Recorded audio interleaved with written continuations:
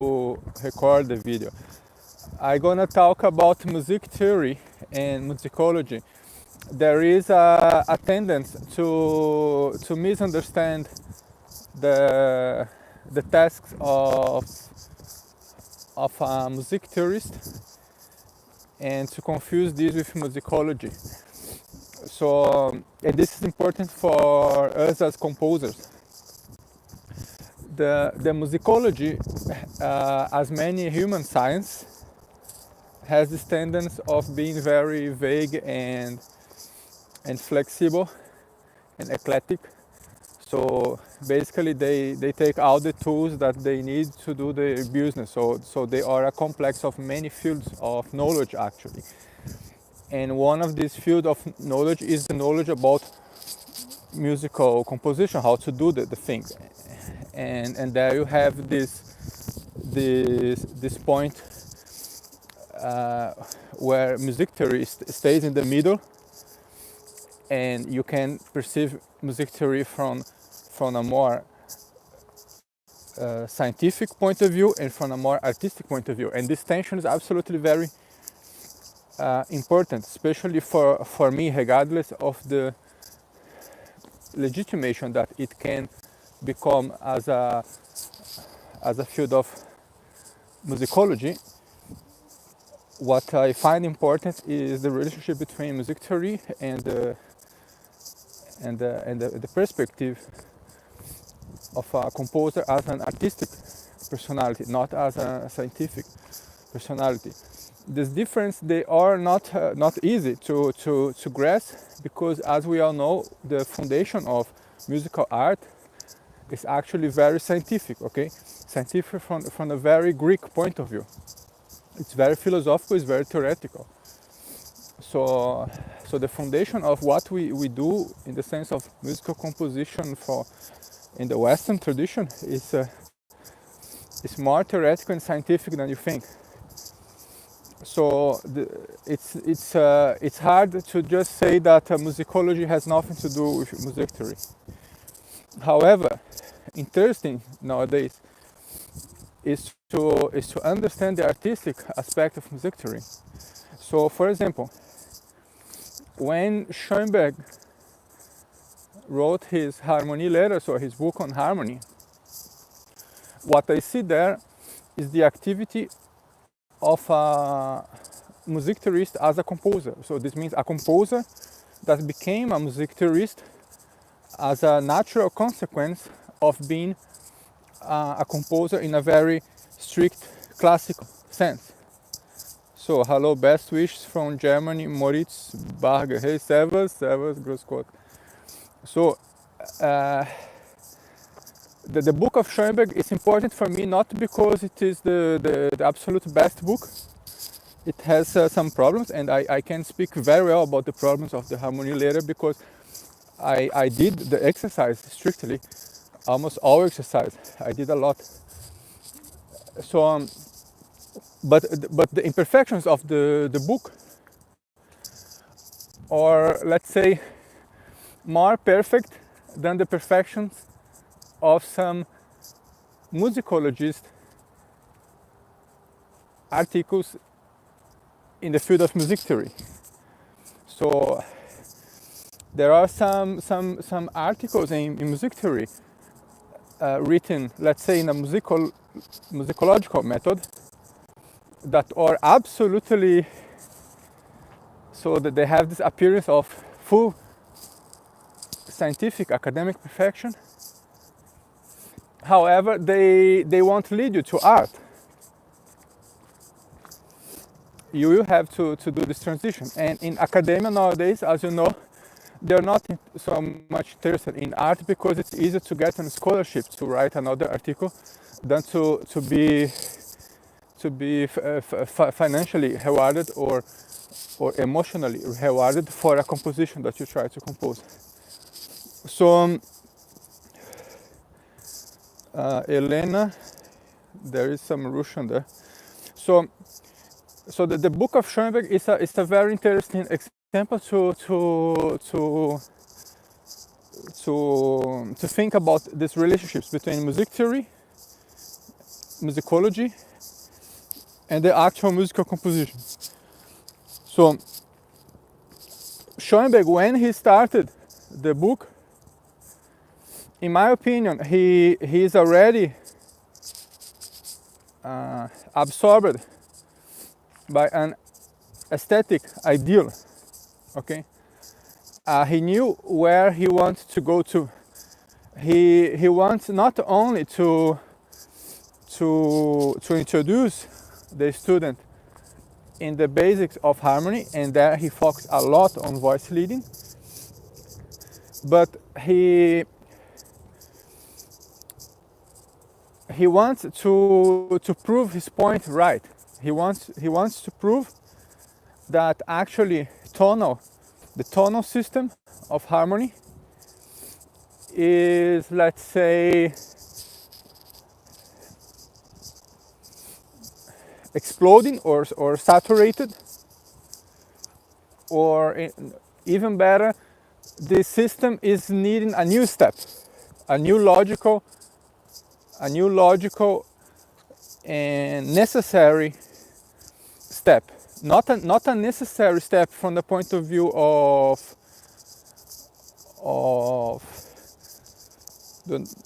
as a justice or what he likes.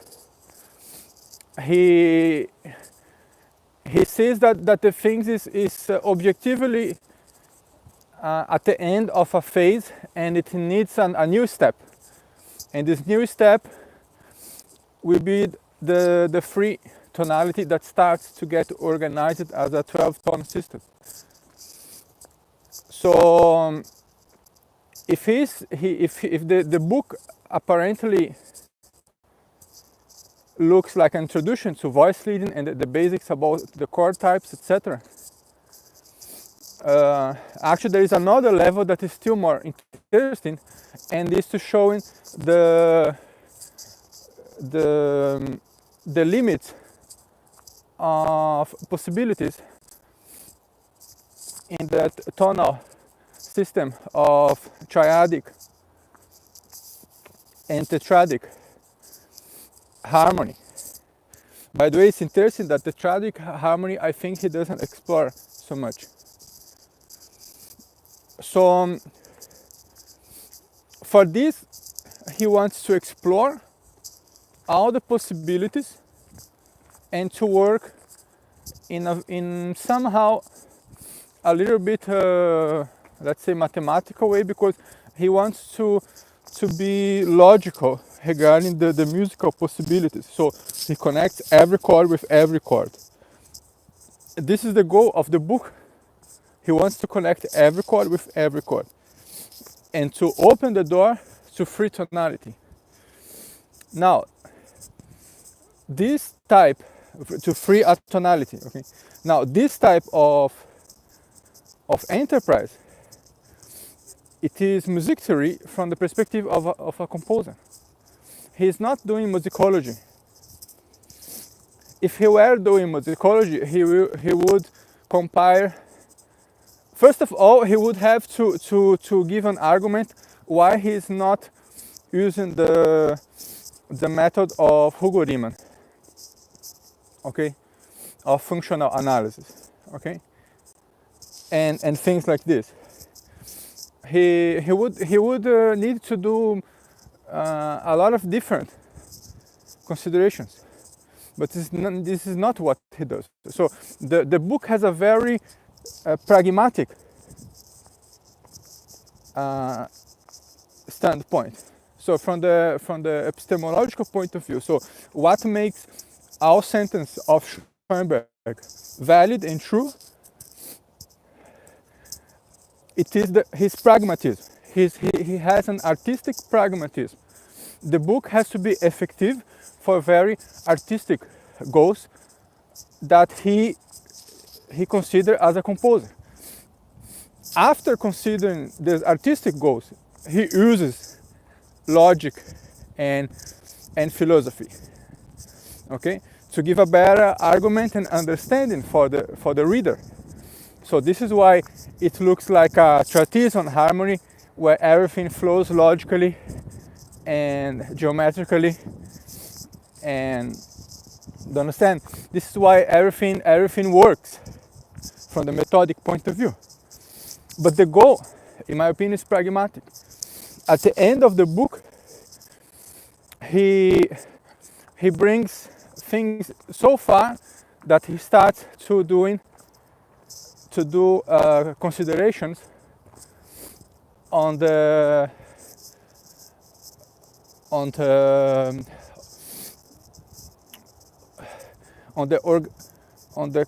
compositional qualities of the timbre.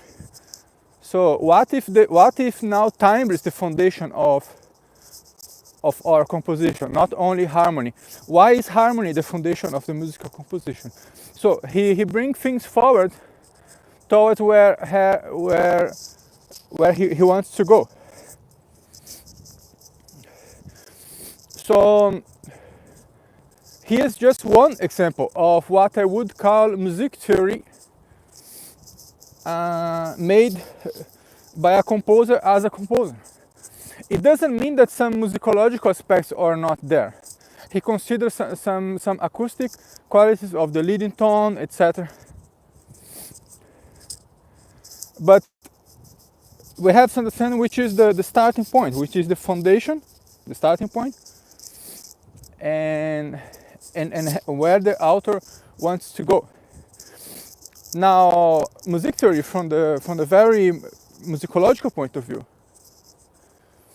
would be written in a different way. It would be thought in a different way. An example of this type of music theory made in a very musicological point of view you can find in the book of Robert Giedigen, the Galant style. So it's a new style of doing music theory. It looks like a method to musical composition, and it is somehow. But the standpoint, the foundation, is an academic enterprise. This is not a judgment of value, but before everything else, it is an objective statement. So it is an academic enterprise. And we have to understand the nuance between these two types of intellectual enterprise. Because in my opinion,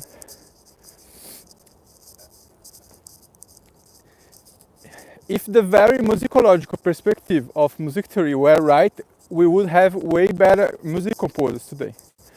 What I think is that it is missing the free music composer that does the intellectual enterprise with pragmatic, artistic, musical goals. So the point of this video was to bring you this essential, very important reflection. Principally, we see now on YouTube a rise of some channels in the field of musicology as well, some good channels, and others not so, let's say, they are good, but somehow, let's say, dangerous, because they repeat the same thing over and over again. This is very dangerous. They repeat the same thing because of the algorithm. But from the standpoint of rhetoric practice, it can be very harmful if you repeat the same thing over and over again, because you start to highlight something that is accidental and to discriminate something that something else that is essential and substantial. Okay, so ciao, greetings from Austria. I think I should have done the video in this position, no? So see you later. How do I close this? Please give a like, okay, or remember to subscribe, something like this. Ciao, ciao.